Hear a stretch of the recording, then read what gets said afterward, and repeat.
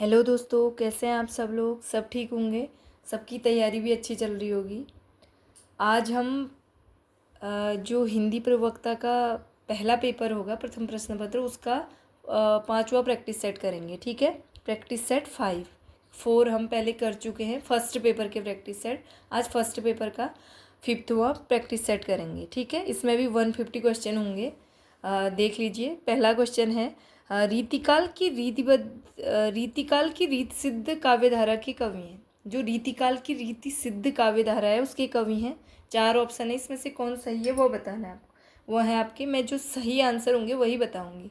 ठीक है, रीति सिद्ध काव्यधारा के कवि हैं बिहारी। ठीक है, अगला प्रश्न है, भिखारीदास की रचना है। भिखारीदास की रचना कौन सी है? वो है काव्य निर्णय।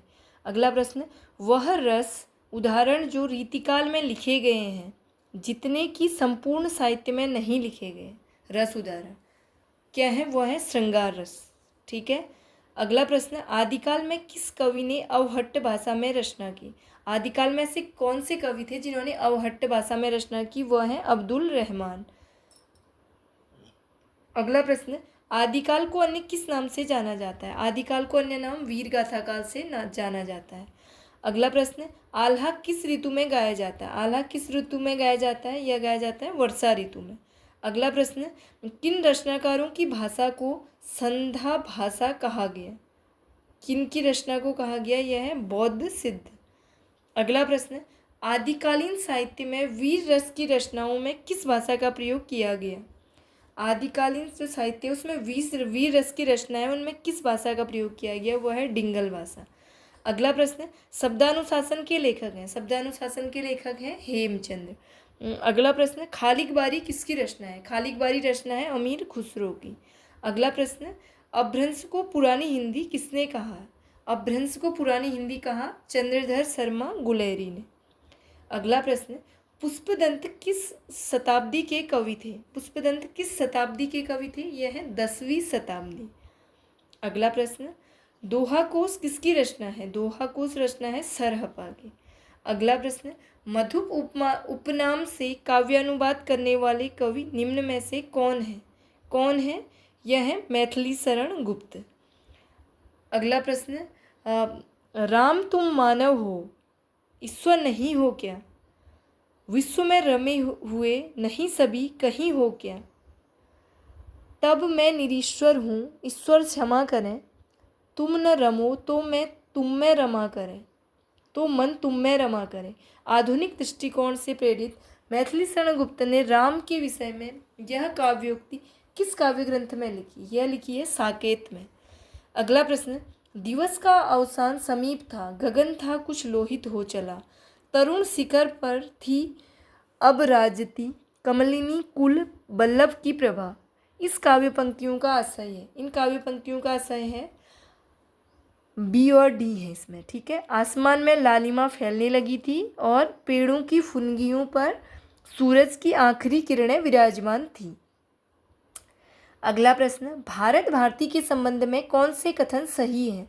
भारत भारती के संबंध में इसमें 2 कथन सही हैं, ए और सी है। ठीक है, ए है भारत भारती की रचना मुसद्दस से मुद्दो जजे इस्लाम की प्रेरणा से हुई है। दूसरा, गुप्त जी भारत दर्पण के लेखक ब्रजमोहन दत्तात्रेय कैफी से भी प्रभावित थे। ठीक है, अगला प्रश्न, अच्छी हिंदी बस एक ही व्यक्ति लिखता था। यह कथन किस आलोचक ने किसके बारे में कहा था? यह कहा था महावीर प्रसाद द्विवेदी ने बाल मुकुंद के गुप्त के बारे में। अगला प्रश्न, द्विवेदी युगीन कविता की प्रमुख प्रवृत्तियां हैं, क्या हैं? इसकी 2 हैं, समाज सुधार और इतिवृत्तात्मकता। ठीक है, अगला प्रश्न है, निम्न में से कौन से युग्म सही है? कौन से युग्म है जो सही है? इसमें है ए, इसमें है फर्स्ट, सेकंड और थर्ड सही है। ठीक है, पहला विष्णुप्रिया खंडकाव्य है, और फिर साकेत है महाकाव्य, और सिद्धराज है खंडकाव्य। ठीक है, अगला प्रश्न है, हिंदी में ऋतु संहार के रचयिता हैं। हिंदी में ऋतु संहार के रचयिता हैं श्रीधर पाठक, और संस्कृत में ऋतु संहार के रचयिता हैं कालिदास। ठीक है, अगला प्रश्न, निम्न में से कौन सी रचना गया प्रसाद शुक्ल स्नेही की नहीं है? 4 ऑप्शन है, इसमें से बताना है कि गया प्रसाद शुक्ल स्नेही की कौन सी रचना नहीं है, वो है स्वप्न। अगला प्रश्न, द्विवेदी युग नामकरण किया गया है, किसने किया द्विवेदी युग नामकरण? यह किया महावीर प्रसाद द्विवेदी के नाम पर, ठीक है। अगला प्रश्न, कुंदन को रंग फीको लगे, झलके अति अंगन चारु गुराई, यह पंक्ति है मतीराम की। अगला प्रश्न, उत्तर मध्यकाल को रीतिकाल नाम दिया है, उत्तर मध्यकाल को रीतिकाल नाम दिया आचार्य रामचंद्र शुक्ल ने। अगला प्रश्न, इंद्र जिमि जंब पर बाणव सुअंभ पर रावण सदंब पर रघुकुल राज है, ये पंक्ति है, ये है भूषण की। अगला प्रश्न, जगत विनोद किस कवि की रचना है? जगत विनोद है पद्माकर की। रीतिमुक्त धारा में प्रमुख रहा है, रीतिमुक्त धारा में प्रमुख रहा है श्रृंगार चित्रण। अगला प्रश्न, देवकृत देवचरित किसके जीवन से संबंधित प्रबंध काव्य, किसके जीवन से संबंधित है? यह है कृष्ण के जीवन से। अगला प्रश्न, कोकसार किसकी रचना है? कोकसार है घनानंद की रचना। अगला प्रश्न, बिहारी सतसई की टीका लाल चंदिका नाम से किसने की है? यह है लल्लू लाल ने। अगला प्रश्न, बोधा का असली नाम क्या था? बोधा का असली नाम है बुद्धिसेन। अगला प्रश्न, रस कविता को अंग भूषण है भूषण सकल काव्य के संदर्भ में यह पंक्ति किसकी है? यह पंक्ति है भिखारी दास की। अगला प्रश्न, रचनाकाल की दृष्टि से निम्न ग्रंथों का सही अनुक्रम है, कौन सा है? इसमें पहले आ जाता है मृगावती, फिर है ज्ञानदीप, फिर है इंद्रावती, उसके बाद है अनुराग बांसुरी। अगला प्रश्न है, सूफी साधना के 4 पड़ावों में इनमें से कौन सा नहीं है? कौन सा नहीं है? यह है मलकत। अगला प्रश्न, राघव चेतन इनमें से किस सूफी काव्य का पात्र है? किसका पात्र है? यह है पद्मावत का। अगला प्रश्न, सूफी काव्य परंपरा की सर्वश्रेष्ठ रचना है, सर्वश्रेष्ठ रचना है सूफी काव्य परंपरा की, वह है पद्मावत। अगला प्रश्न, जायसी कृत पद्मावत के विषय में कौन सा कथन गलत है? इसमें जो ए है, तुलसी कृत मानस के अनुकरण पर जायसी ने भी इसमें दोहा चौपाई शैली को अपनाया है, यह गलत है। अगला प्रश्न, शाह निजामुद्दीन चिश्ती की शिष्य परंपरा में हाजी बाबा के शिष्य थे, कौन थे हाजी बाबा के शिष्य? वह थे उस्मान। अगला प्रश्न, निम्न में से कौन सा कथन सूफी कवियों के संबंध में सत्य नहीं है? कौन सा नहीं है? ये सभी कवि राजाओं के दरबारी कवि थे, यह गलत है। अगला प्रश्न, अनुराग बांसुरी के रचनाकार हैं, अनुराग बांसुरी के रचनाकार हैं नूर मोहम्मद, ठीक है। अगला प्रश्न है, पद्मावत की काव्यगत विशेषताओं की दृष्टि से कौन सा विकल्प असंगत है? कौन सा गलत है? यह है नगर वर्णन, लोकोत्तर भावना और सरगू में विभाजन, ठीक है, यह गलत है। अगला प्रश्न, जायसी ने पद्मावत में 12 मासा पद्धति का उपयोग के लिए किया है, किसके लिए किया है? यह विरह वर्णन के लिए किया है। अगला प्रश्न, आदिकाल के साहित्य में उपेक्षित रहा है, क्या उपेक्षित रहा है? यह राष्ट्रीय चेतना। अगला प्रश्न, आदिकाल के काव्यों की प्रधान भाषा थी, आदिकाल के काव्यों की प्रधान भाषा थी डिंगल पिंगल मिश्रित। अगला प्रश्न, पुस्तक जलहण हथ दे चली गज्जन नृपकाज, यह पंक्ति किस कवि से संबंधित है? यह है चंदबरदाई से। अगला प्रश्न, निम्न में से कौन सा सुमेलित नहीं है? कौन सा नहीं है? यह है स्थूली भद्ररास जिनदत्त सूरी, स्थूल भद्ररास है, जिनदत्त सूरी का नहीं है, यह है जिनधर्म सूरी का, ठीक है। अगला प्रश्न, रणमल्ल छंद का रचयिता कौन है? रणमल्ल छंद का रचयिता है श्रीधर। अगला प्रश्न, पृथ्वीराज रासों में पृथ्वीराज के पिता कौन है? कौन है? यह है सोमेश्वर। अगला प्रश्न, प्राकृताभास हिंदी से आशय है, प्राकृताभास हिंदी से आशय है अपभ्रंश। अगला प्रश्न, गोरा बादल की कथा किसके द्वारा रचित है? गोरा बादल की कथा है जटमल के द्वारा रचित। अगला प्रश्न, नाथों की संख्या कितनी मानी गई है? नाथों की संख्या मानी गई है 9। अगला प्रश्न, सिद्धों में सबसे पुराने कौन थे? सिद्धों में सबसे पुराने थे सरहपा। अगला प्रश्न, साकेत की रचना का मुख्य उद्देश्य क्या था? साकेत की रचना का मुख्य उद्देश्य था उर्मिला को महत्व देना। अगला प्रश्न, चिरगांव झांसी किस कवि का जन्म स्थान है? किस कवि का है? यह है मैथिली शरण गुप्त का। अगला प्रश्न, हम कौन थे क्या हो गए हैं और आगे क्या होंगे अभी। आओ विचारें आज मिलकर ये समस्याएं सभी। किस कवि की पंक्तियां हैं? यह है मैथिली शरण गुप्त की। अगला प्रश्न, निम्न में से कौन सा विकल्प आचार्य महावीर प्रसाद द्विवेदी के संबंध में सही विकल्प है? कौन सा है? यह है खड़ी बोली का परिष्कार किया। अगला प्रश्न, समालोचना दर्श के शीर्षक से एस्से ऑन क्रिटिसिज्म का अनुवाद किसने किया? किसने किया? यह किया था जगन्नाथ दास रत्नाकर ने। अगला प्रश्न, श्रीधर पाठक द्वारा रचित नहीं है, क्या है? यह है वैदेही वनवास। वैदेही वनवास किसकी रचना है? यह आप लोग सर्च करेंगे और नीचे कमेंट में बताएंगे, ठीक है। आ सकती है एग्जाम में कि वैदेही वनवास किसकी रचना है। अगला प्रश्न, हरिऔध के प्रिय प्रवास महाकाव्य में सर्गों की संख्या कितने हैं सर्ग? इसमें है 17 सर्ग। अगला प्रश्न, प्रेम शतक के रचनाकार हैं? प्रेम शतक के रचनाकार हैं वियोगी हरि। अगला प्रश्न, नूरजहां प्रबंध काव्य के रचयिता है? नूरजहां प्रबंध काव्य के रचयिता हैं गुरुभक्त सिंह। अगला प्रश्न, रत्नाकर शब्द किस कवि के साथ जुड़ा है? यह है जगन्नाथ के साथ। अगला प्रश्न, रामचंद्र शुक्ल ने अपने हिंदी साहित्य का इतिहास ग्रंथ में इनमें से किस कवि को हिंदू जाति का प्रतिनिधि कवि कहा है? किसको कहा है? यह है भूषण। अगला प्रश्न, भक्ति विवेक निम्न में से किसकी रचना है? भक्ति विवेक है मलुकदास की रचना। अगला प्रश्न, कबीर की वाणी का संग्रह बीजक कहलाता है, इसके कितने भाग हैं? बीजक के 3 भाग हैं। अगला प्रश्न, संत साहित्य में प्रयुक्त बंकनाली का पर्याय निम्न में से कौन नहीं है? कौन नहीं है? वह है वक्रनाली, ठीक है। अगला प्रश्न है, जन्मकाल के अनुसार निम्न कवियों का सही अनुक्रम है, सही क्रम है, क्या है? सबसे पहले आ जाते हैं कबीरदास, फिर गुरु नानक, उसके बाद दादू दयाल, फिर है मलुकदास। अगला प्रश्न है, सबबंगी रचना किसकी है? सबबंगी रचना है रज्जब की। अगला प्रश्न, मुसलमान अनुयायी कबीरदास को किनका शिष्य मानते हैं? किसका शिष्य मानते हैं? वह है शेख तकी का। अगला प्रश्न, सूर समाना चंद में दहु किया घर एक, मन का चिंता तब भया कछु पुरबिला लेख। इन पंक्तियों के रचनाकार हैं कबीरदास, ठीक है।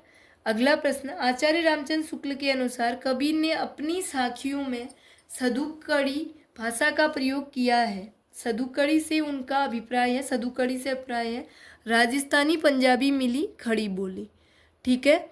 अगला प्रश्न है, इनमें से किसका समय सबसे पहले है? सबसे पहले आता है रैदास का, ठीक है। उसके बाद है अगला प्रश्न, सहजोबाई किस शाखा की रचनाकार है? सहजोबाई ज्ञानाश्रयी शाखा की रचनाकार है। अगला प्रश्न, निम्न में से कौन सा कथन असत्य है? यह है निर्गुण भक्ति में लीला का महात्म्य है, यह कथन गलत है। अगला प्रश्न, मध्यकालीन संत काव्य पर निम्न में से किसका प्रभाव नहीं है? किसका प्रभाव नहीं है? यह है जैन साहित्य का। अगला प्रश्न, कबीर के संदर्भ में निम्न में से कौन सा कथन असत्य है? यह गलत है। यह है काव्य रचना कबीर का प्रथम लक्ष्य था, यह कथन गलत है। अगला प्रश्न, संत काव्य के संदर्भ में कौन सा कथन गलत है? यह है संत काव्य में शास्त्रीय ज्ञान को परम आवश्यक माना गया है, यह कथन गलत है। अगला प्रश्न, पर ब्रह्म के तेज का कैसा है उन्मान, कहिबे को शोभा नहीं देखा ही परमान। सरयू में संकलित उक्त काव्य पंक्तियां किस कवि की हैं? यह है कबीर की। अगला प्रश्न, दादू दयाल का जन्म कहाँ हुआ था? दादू दयाल का जन्म हुआ था अहमदाबाद। अगला प्रश्न, साधना के 3 अवयव बताए गए हैं, कर्म, ज्ञान और भक्ति, ठीक है। अगला प्रश्न, निम्न में से कौन सी कबीर की वाणी की विशेषता नहीं है? यह है मूर्ति पूजा, तीर्थाटन आदि का महत्व, यह कबीर की वाणी की विशेषता नहीं है। अगला प्रश्न, कबीर ने अपने निर्गुण पंथ में वह कौन सा तत्व शामिल किया जिसका नाथ पंथ में अभाव था? वह है भारतीय वेदांत और सूफियों का प्रेम तत्व। अगला प्रश्न, निम्न में से कौन सा कथन कबीर के संबंध में उचित नहीं है?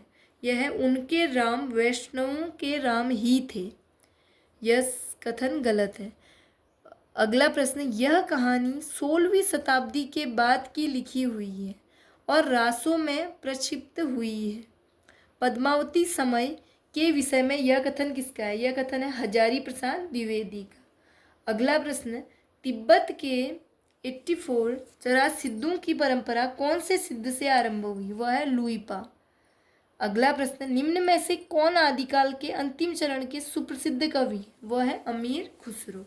अगला प्रश्न, हिंदी साहित्य का प्रथम महाकाव्य कौन सा है? हिंदी साहित्य का प्रथम महाकाव्य है पृथ्वीराज रासो। ठीक है। अगला प्रश्न है, भरत मुनि ने अपभ्रंश को नाम दिया है। भरत मुनि ने अपभ्रंश को क्या नाम दिया है? वह है देश भाषा। अगला प्रश्न, जन्मकाल की दृष्टि से निम्न कवियों का सही क्रम है क्या है? पहले आ जाते हैं चंदबरदाई, फिर जगनीक, फिर खुसरो और फिर श्रीधर। अगला प्रश्न है, इनमें से कौन सा ग्रंथ लौकिक चरित काव्य माना जाता है? कौन सा ग्रंथ है जो लौकिक चरित काव्य माना जाता है? वह है भविष्यत कहा। अगला प्रश्न, नाथ संप्रदाय के प्रवर्तक इनमें से कौन थे? कौन थे नाथ संप्रदाय के प्रवर्तक? वह है गोरखनाथ। अगला प्रश्न, महापुराण के रचनाकार कौन है? महापुराण के रचनाकार हैं पुष्यदंत। अगला प्रश्न, इन सिद्धों एवं नाथों में सबसे पुराने हैं मच्छंदर नाथ। ठीक है। अगला प्रश्न, भारतेंदु की कौन सी रचना पयार छंद में लिखी गई है? कौन सी रचना है भारतेंदु की जो पयार छंद में लिखी गई है? वह है प्रात समीरन। अगला प्रश्न, जो हो मैंने आप कई बेर परिश्रम किया कि खड़ी बोली में कुछ कविता बनाऊं, पर वह मेरे चित्तानुसार नहीं। यह कथन किसका है? यह है भारतेंदु हरिश्चंद्र का। अगला प्रश्न, निम्न साहित्यकारों में से सबसे कम आयु किसकी रही? सबसे कम आयु रही भारतेंदु हरिश्चंद्र की। अगला प्रश्न, आचार्य रामचंद्र शुक्ल की दृष्टि में किस युग के लेखकों की दृष्टि व्याकरण के नियमों पर अच्छी तरह नहीं जमी थी? वह है भारतेंदु युग। अगला प्रश्न, भारतेंदु की खड़ी बोली में रचित कविताओं का संग्रह किस नाम से प्रसिद्ध है? यह है फूलों का गुच्छा। अगला प्रश्न, कौन सा लेखक भारतेंदु मंडल का नहीं है? कौन सा लेखक है जो भारतेंदु मंडल का नहीं? वह है श्रीधर पाठक। अगला प्रश्न, हिंदी साहित्य के इतिहासकार 1850 ईस्वी से 1900 ईस्वी के काल को किस नाम से अभिहित करते हैं? किस नाम से है? यह है भारतेंदु युग। अगला प्रश्न, भारतेंदु ने जिस प्रकार हिंदी गद्य की भाषा का परिष्कार किया, उसी प्रकार काव्य की ब्रज भाषा का भी। इस पंक्ति के लेखक हैं रामचंद्र शुक्ल। अगला प्रश्न, समस्या पूर्ति किस युग की विशेषता है? समस्या पूर्ति है भारतेंदु युग की विशेषता। अगला प्रश्न, नवजागरण का अग्रदूत हिंदी में किस लेखक को कहा जाता है? किसको कहा जाता है? यह है भारतेंदु हरिश्चंद्र। अगला प्रश्न, रीतिकाल लगभग कितने शताब्दियों तक चला? रीतिकाल चला 2 शताब्दियों तक। अगला प्रश्न, निम्न में से कौन सा अलंकार ग्रंथ नहीं है? यह है अंग दर्पण एक अलंकार ग्रंथ नहीं है। अगला प्रश्न, निम्न में से घनानंद की रचना नहीं है। कौन सी नहीं है? यह है पक्षी विलास। अगला प्रश्न, बिहारी अकेले कवि हैं जिन्होंने ग्रामीण संस्कृति के विरुद्ध घृणा की अभिव्यक्ति की है। यह किसका कथन है? यह है बच्चन सिंह का। अगला प्रश्न, रीतिकालीन कवि मतीराम द्वारा लिखित ग्रंथ ललित ललाम है। क्या है? यह एक अलंकार ग्रंथ है मतीराम का ललित ललाम। ठीक है। अगला प्रश्न है, डेल सो बनाए आई मेलत सभा के बीच लोगन कवित्त कीन हो खेल करी जान्यो है। ये काव्य पंक्तियाँ किस कवि की हैं? ये है ठाकुर की। अगला प्रश्न, अमीय हलाहल मद भरे सेत श्याम रतनार जियत मरत झुकी परत जही चितवत एक बार। कवि रसलीन द्वारा रचित यह दोहा उनकी किस कृति में संग्रहित है? किस कृति में है? यह है अंग दर्पण में। ठीक है। रसलीन का अंग दर्पण में ये पंक्तियाँ हैं। ठीक है।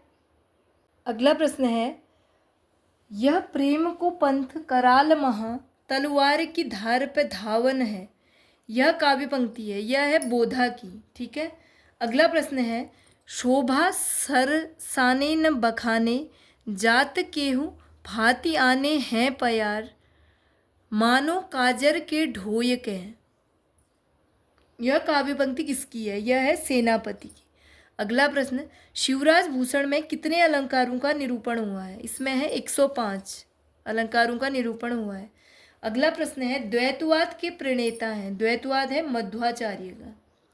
अगला प्रश्न, शुद्धाद्वैतवाद दर्शन के प्रवर्तक हैं? शुद्धाद्वैतवाद दर्शन के प्रवर्तक हैं वल्लभाचार्य। अगला प्रश्न, हिंदी का भक्तिकाल बाहरी आक्रमण की प्रतिक्रिया है? यह कथन निम्न में से किस विद्वान का है? यह कथन है रामचंद्र शुक्ल का। अगला प्रश्न, रामानुज के श्री संप्रदाय में किसकी उपासना होती थी? यह होती थी विष्णु की। अगला प्रश्न, इनमें से कौन आलवार महिला संत है? कौन है? वह है आंडाल। अगला प्रश्न, इनमें से कौन वैष्णव भक्ति का आचार्य नहीं है? कौन नहीं है? यह शंकराचार्य। अगला प्रश्न, भक्तिकाल की समय सीमा क्या है? भक्तिकाल की समय सीमा जो 3 है, इनमें से कोई नहीं है। ठीक है। अगला प्रश्न, निम्न में से कौन ब्रह्म संप्रदाय का प्रवर्तक है? कौन है? वह है मध्वाचार्य। अगला प्रश्न, भ्रमर गुफा के लिए दूसरा उपयुक्त नाम है? भ्रमर गुफा के लिए दूसरा उपयुक्त नाम है ब्रह्मरंध्र। अगला प्रश्न है, निम्न में से कौन कृष्ण भक्ति का संप्रदाय नहीं है? कौन नहीं है? वह है तत्सुखी संप्रदाय। अगला प्रश्न, निर्भय भीम व्याया योग के लेखक हैं? इसके लेखक हैं रामचंद्र सूरी। अगला प्रश्न, निम्नलिखित में से कौन सा नाम सिद्ध परंपरा की योगिनी का नहीं बल्कि योगी का है?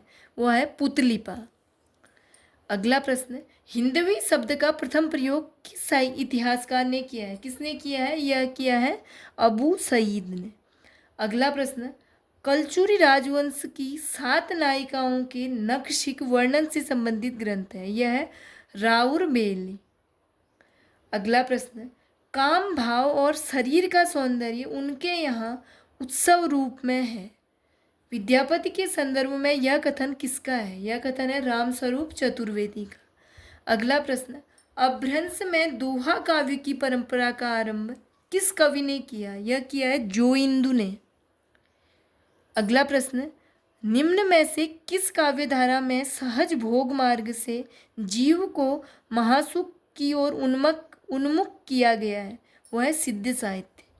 अगला प्रश्न, रामचंद्र शुक्ल के अनुसार चंदबरदाई है? क्या है? चंदबरदाई है हिंदी के प्रथम महाकवि और व्याकरण में पारंगत। ठीक है, 2 ऑप्शन इसमें सही हैं। अगला प्रश्न, जन्मकाल के अनुसार निम्न कवियों का सही अनुक्रम है? सही है, पहले आ जाते हैं स्वयंभू, फिर लुइपा, फिर है पुष्यदंत, उसके बाद है हेमचंद्र। ठीक है। अगला प्रश्न है, अमीर खुसरो के बारे में सही तथ्य कौन से हैं? कौन से हैं? ये 2 हैं। पहला है, वे निजामुद्दीन औलिया के शिष्य थे और वे ईरान और भारत के फारसी में लिखने वाले चोटी के कवियों में से एक थे, अमीर खुसरो। ठीक है। अगला प्रश्न है, the modern vernacular literature of Hindustan के लेखक है? कौन है? यह है जॉर्ज ए गियर्सन। अगला प्रश्न, हिंदी साहित्य के इतिहास लेखन की परंपरा का सूत्रपात किया था? किसने किया था? यह किया था गारसाद तासी ने। अगला प्रश्न, हिंदी साहित्य के उत्तर मध्यकाल को अलंकृत काल कहने वाले विद्वान इनमें से कौन है? कौन है? यह है मिश्र बंधु। अगला प्रश्न, हिंदी साहित्य का आरंभ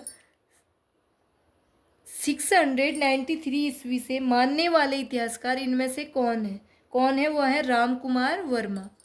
अगला प्रश्न, हिंदी साहित्य का उत्तर मध्यकाल को रीतिकाल किस विद्वान ने कहा है? हिंदी साहित्य का जो उत्तर मध्यकाल है उसको रीतिकाल किसने कहा है? यह कहा है आचार्य रामचंद्र शुक्ल ने। अगला प्रश्न, वर्ण क्रमानुसार लिखा गया हिंदी साहित्य के इतिहास का प्रथम ग्रंथ निम्न में से कौन सा है? कौन सा है प्रथम ग्रंथ? यह है इस्तवार द ला लिटरेच्यूर एंदोस्तानी। अगला प्रश्न, डॉक्टर गणपति चंद्र गुप्त के अनुसार हिंदी साहित्य के इतिहास का पुनर्लेखन किस दृष्टिकोण के अनुसार किया जाना चाहिए? किस दृष्टिकोण से करना चाहिए? स्वतंत्र, तटस्थ एवं संतुलित दृष्टि से। अगला प्रश्न, आचार्य शुक्ल की ऐतिहासिक दृष्टि युग की परिस्थितियों को प्रमुखता प्रदान करती है। अगला प्रश्न, ऐतिहासिक कालक्रम के अनुसार निम्न में से कौन सा नामकरण गलत है? कौन सा गलत है? यह है रीतिकाल। अगला प्रश्न, निम्न में से किस लेखक ने कालों की रचनाओं की विशेष प्रवृत्ति के अनुसार उनका नामकरण किया है? यह है आचार्य रामचंद्र शुक्ल। अगला प्रश्न, हिंदी साहित्य का वृहद इतिहास इस इतिहास ग्रंथ का प्रकाशन किया था? इसका किया था नागरी प्रचारणी सभा काशी ने। अगला प्रश्न, इनमें से कौन सी रचना मैथिली शरण गुप्त की नहीं है? यह है वैदेही वनवास। अगला प्रश्न, यदि द्विवेदी जी न उठ खड़े होते तो जैसे अव्यवस्थित, व्याकरण विरुद्ध और उटपटांग भाषा चारों ओर दिखाई पड़ी थी, उसकी परंपरा जल्दी न रुकती। यह कथन किसका है? यह है रामचंद्र शुक्ल का। अगला प्रश्न, कौन सा विवरण सही नहीं है? यह है पहला, गारसाद तासी ने अपने इतिहास ग्रंथ में कवियों को काल क्रमानुसार प्रस्तुत किया है, यह गलत है। अगला प्रश्न, इतिहास का इतिवृत्तात्मक लेखन सबसे प्रथम मिश्र बंधुओं के विनोद में पाया जाता है, यह उक्ति किसकी है? यह है डॉक्टर रामकुमार वर्मा की। अगला प्रश्न, मिश्र बंधु विनोद के विषय में कौन सा विवरण सही नहीं है? कौन सा नहीं है? यह है इसके चारों भागों में लगभग 3000 कवियों का विवरण मिलता है। ठीक है, ठीक है दोस्तों, आज का प्रैक्टिस सेट हुआ। अब अगला प्रैक्टिस सेट हम कल करेंगे। ठीक है, आपको चैनल सही लग रहा है, आपको प्रैक्टिस सेट अच्छे लग रहे हैं, वीडियो सही लग रहे हैं तो आप इसे लाइक कीजिए, अपने दोस्तों को शेयर करें और चैनल को सब्सक्राइब करें। ओके, धन्यवाद।